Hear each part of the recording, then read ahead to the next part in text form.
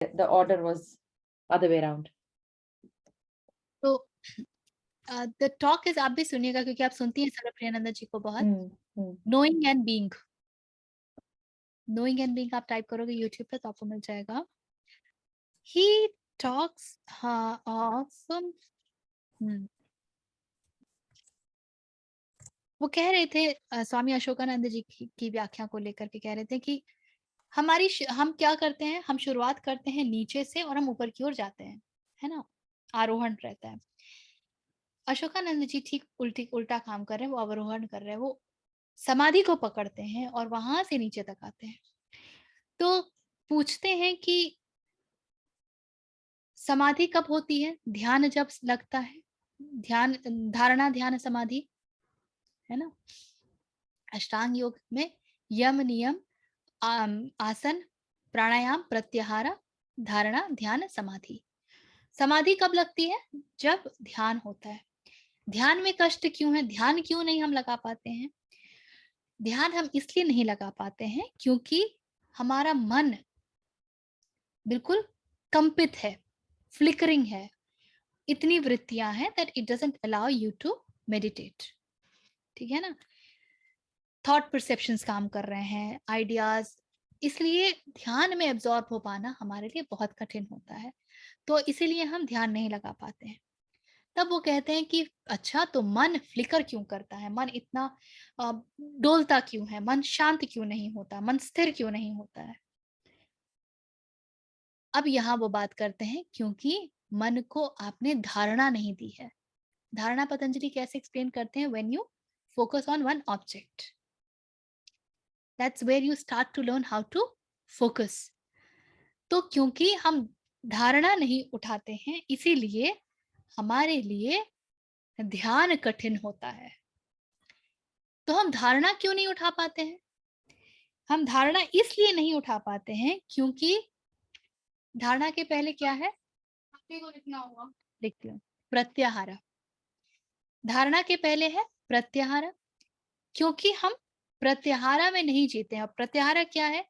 अपने सेंसेस को विड्रॉ कर लेना, which means not allowing yourself to get exposed to 1000 things। जितनी चीजों की तरफ अपने आप को आप एक्सपोज करोगे, आपका मन उतना भागेगा क्योंकि आप उतना कुछ अपने सेंसेस को कंज्यूम करने के लिए दे रहे हो।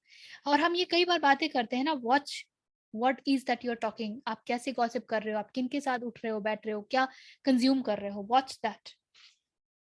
तो जब उचित प्रत्याहार नहीं होगा तब धारणा नहीं लगेगी, धारणा नहीं होगा तो ध्यान नहीं चढ़ेगा और समाधि नहीं हो सकती है। अब कहते हैं अशोकानंद जी कि प्रत्याहार क्यों नहीं हो पाता है? Then he comes one down below and he says क्योंकि हम प्राणायाम नहीं करते हैं। प्राणायाम का क्या अर्थ है? प्राणायाम को जनरली हम समझते हैं to work on your breath, प्राण का आयाम। Ashokanand ji goes very beautifully ahead, far ahead to it. And what he says, हमारे सेंसेस हमारे कंट्रोल में नहीं होते हैं, हम प्रत्याहार नहीं लगा पाते हैं क्योंकि हमारे भीतर एक बायोलॉजिकल एनर्जी फ्लो करती है जिसको कि हम प्राणा कहते हैं, इसी को हम लाइफ फोर्स भी कहते हैं। यही बायोलॉजिकल एनर्जी जो है हमारे सभी मन के कार्यों को सेंसेस के द्वारा, इंद्रियों के द्वारा करने में सक्षम बनाती है। यदि प्राण शक्ति ना हो तो इंद्रियां कोई कार्य नहीं कर पाएंगी। तो हमारे जो सारे इमोशंस हैं, हमारे सेंसेस का काम है, हमारे मन का फ्लिकरिंग है, ये जितना थॉट काम करता है, मेमोरी काम करती है, इन सब के पीछे यदि कोई चीज जिम्मेदार है तो वो है प्राण शक्ति। यदि प्राण शक्ति नहीं होगी तो इनमें से कोई कार्य नहीं हो पाएगा। तो प्राण शक्ति जिस जिस दिशा में जाएगी हमारा मन उस दिशा में जाएगा। तो प्राणायाम का अर्थ ये नहीं होता है कि हम सिर्फ अपने श्वासों पर ध्यान दें। प्राणायाम का अर्थ होता है कि आपकी प्राण शक्ति किस किस दिशा में जा रही है आप उस पर ध्यान दें, उसको रोकें। और इसीलिए प्राणायाम की पद्धति को अपनाएं क्योंकि वो आपको अलाउ करता है कि आपकी प्राण शक्ति अब सही तरीके से चालित रहेगी, वो इधर उधर नहीं भागेगी। अब ये कहते हैं कि प्राणायाम हम क्यों नहीं कर पाते हैं? क्योंकि प्राणायाम हम जब करने जाते हैं तो हमारा शरीर ही हमारा साथ नहीं देता है, क्योंकि अभी हमारे अंदर एक स्टेडीनेस नहीं है। हम मन के बैलेंस का शरीर के बैलेंस के साथ एक रिलेशनशिप है। We know mind and body are connected. तो मन भाग रहा है, प्राणायाम नहीं कर पा रहा है क्योंकि शरीर भाग रहा है, और इसीलिए आसन की आवश्यकता है। इसीलिए आसन की आवश्यकता है।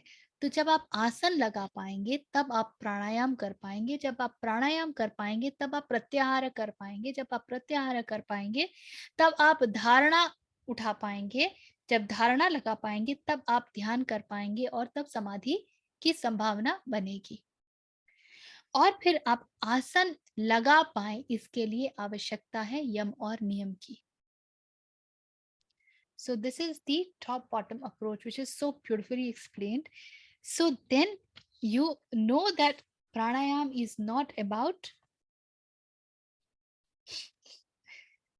it is much more than that.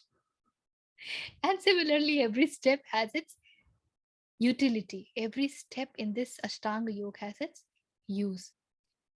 और जब मुझे लगता है ये देखने सुनने के बाद इसको फॉलो कर पाना बहुत आसान हो जाता है।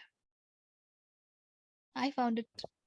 रिवर्स टाइम टेबल है ना, कि आपकी 2 महीने में एग्जाम है, तो एग्जाम के लास्ट डे क्या करना है, 1 हफ्ता पहले, not from today to the end of 2 Gives months, an but example working of backwards.